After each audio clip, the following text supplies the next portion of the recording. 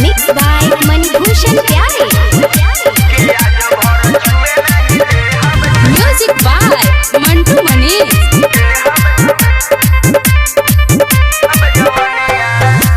चल गईल नाच देखे छोड़ के अपन कनिया दिहल लुटाई तू सारा जेबी में के मनिया।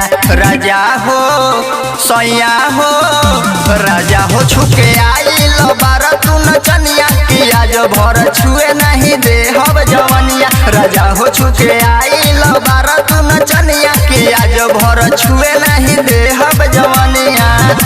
चल गईल नाच देखे छोड़ के अपन कनिया दिहल लुटाई तू सारा जेबी में के मनिया।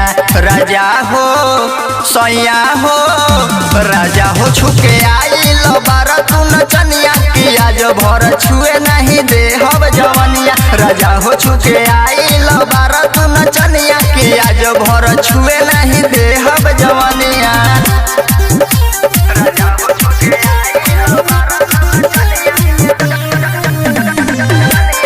ज्योति रिकॉर्डिंग स्टूडियो घोड़ा सहन महादेवा। कोई के बहाना सैया घरवा से जाल नच के चक्कर में ठीक से खानाओ न खाल। कोई के बहाना सैया घरवा से जाल नच के चक्कर में ठीक से खानाओ न खाल। कोई के बहाना सैया घर से तू जाला नाचे के चक्कर में तू तो खाना न खाला। कोई के बहाना सैया घर से तू जाला नाचे के चक्कर में तू तो खाना न खाला। साफ साफ कह देत बानी सुनल कहनिया तोह के चटाई बनाही आपन चटनिया।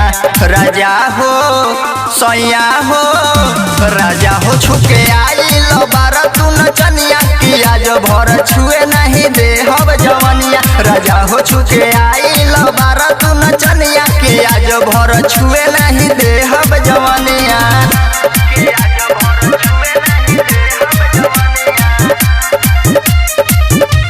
Music by Mantu Manish.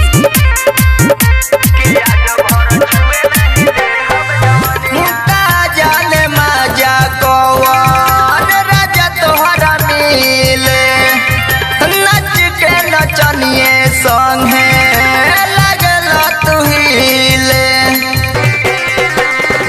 का जाने माजा कौन राजा तोहरा मिले नच के नचनिए संगे लगल तू हिले।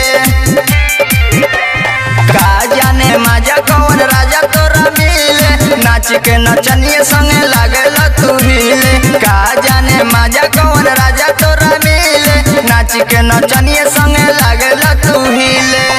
रवि रागी देवेला बारा परेशानिया मनोज माही सिकंदर सुधरल रहनिया।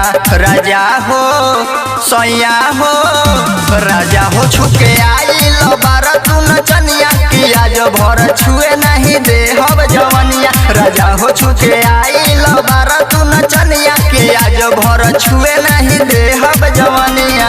ज्योति रिकॉर्डिंग स्टूडियो घोड़ा सहन महादेवा।